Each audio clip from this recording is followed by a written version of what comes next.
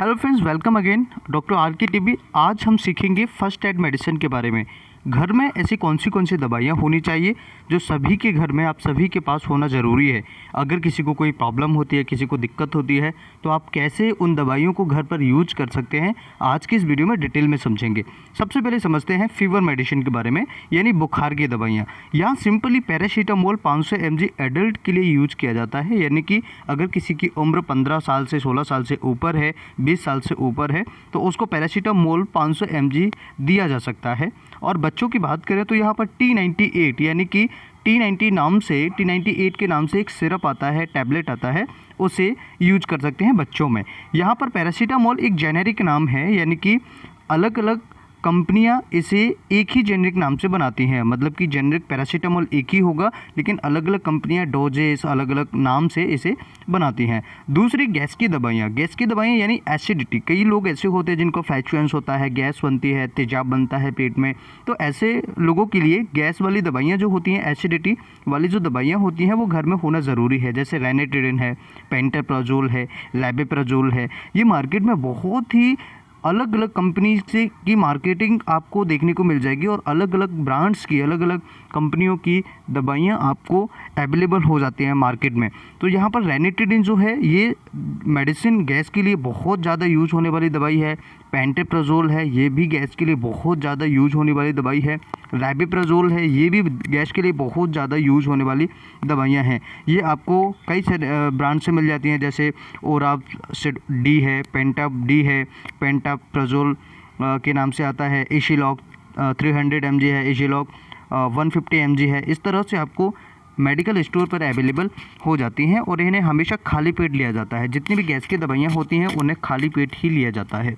अब बात करते हैं कॉन्स्टिपेशन यानी कब्ज के बारे में। कॉन्स्टिपेशन में यूज़ होने वाली काफ़ी सारी दवाइयाँ होती हैं, जैसे कि विसाकोडिल है, इसके बाद में शैलियम हस्क है।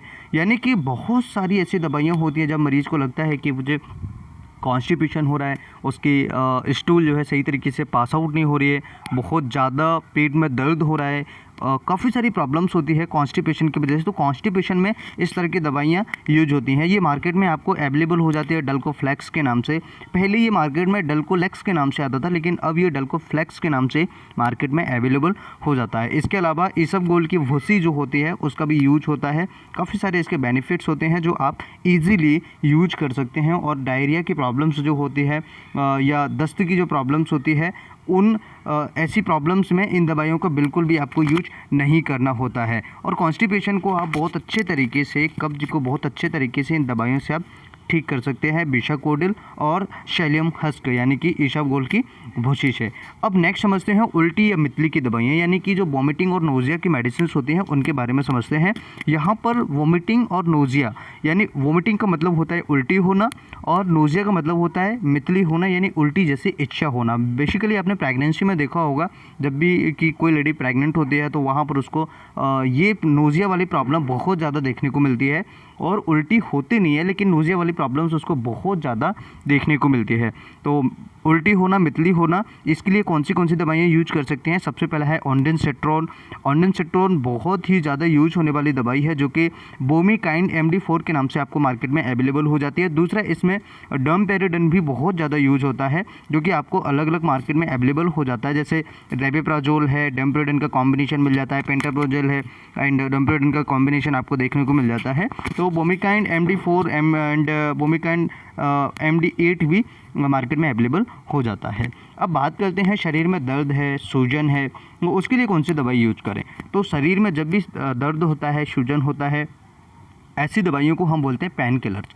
ऐसी दवाइयाँ पेन किलर्स बहुत ही ज़्यादा यूज होती हैं, बिकॉज ऑफ काफ़ी सारे ऐसे पेशेंट्स होते हैं जिनको आर्थराइटिस है, या उन पेशेंट को हमेशा घुटनों में दर्द रहता है, पैरों में दर्द रहता है। आपने देखा होगा फीमेल्स में ज़्यादातर रात में सोते समय उनको पीढ़ियों में दर्द होता है, या उनको शरीर में, बॉडी में पूरे में हल्का हल्का दर्द होता रहता है। तो बहुत सारी ऐसी दवाइयाँ होती हैं एंड उनको हम यूज कर सकते हैं। तो सबसे पहले मेडिसिन है डाइक्लोफिनेक है, आइबुप्रोफेन है, एसिक्लोफिनेक है।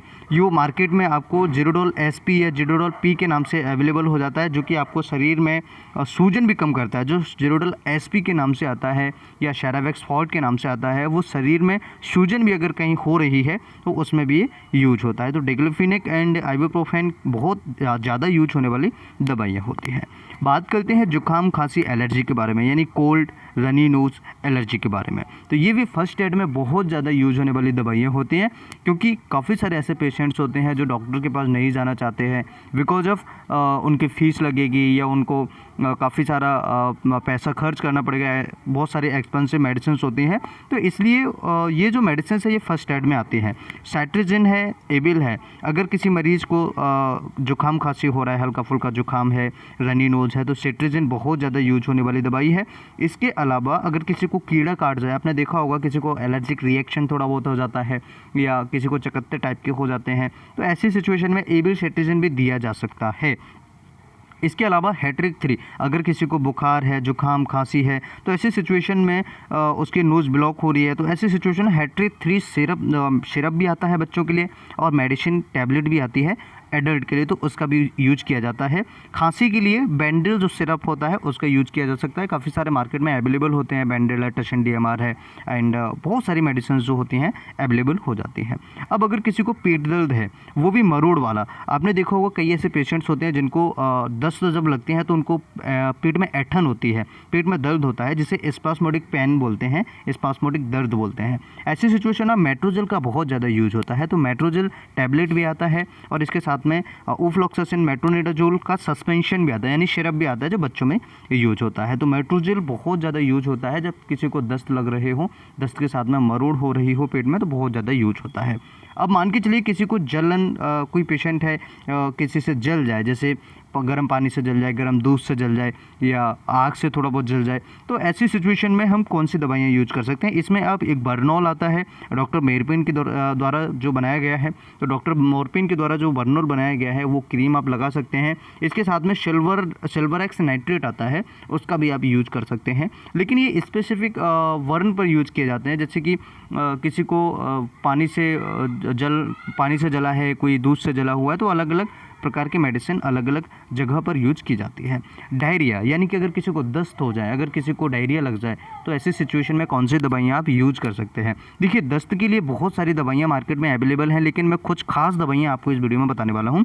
यहाँ पर डायरिया की जो दवाइयाँ होती हैं, दस्त की जो दवाइयाँ होती हैं, इसमें सबसे पहला होता है लोप्रामाइड।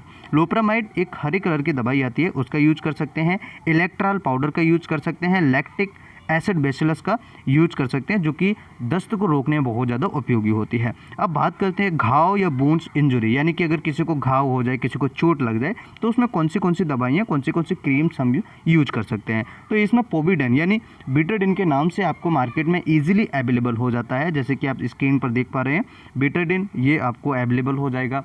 इसके अलावा आपको सोफ्रामाइसिन, ये भी आप यूज कर सकते हैं अगर किसी को घाव है, इंजरी है, किसी को वुंड्स हो जाता है, तो ऐसे सिचुएशन में आप ये दोनों क्रीम्स को आप यूज कर सकते हैं। पोविडेन है जो कि बीटाडिन के नाम से आपको मिल जाता है, और सोफ्रामाइसिन क्रीम के नाम से आपको एक क्रीम जो है अवेलेबल हो जाती है, जिससे कि घाव जो है जल्दी भर जाता है, घाव में इन्फेक्शन नहीं होता है, और ईजी तरीके से हम घाव को भर सकते हैं। वुंड हीलिंग हम इजी तरीके से कर सकते हैं। इसके साथ में कुछ खाने पीने की चीज़ें भी हम ले सकते हैं, जैसे विटामिन C है, प्रोटीन है।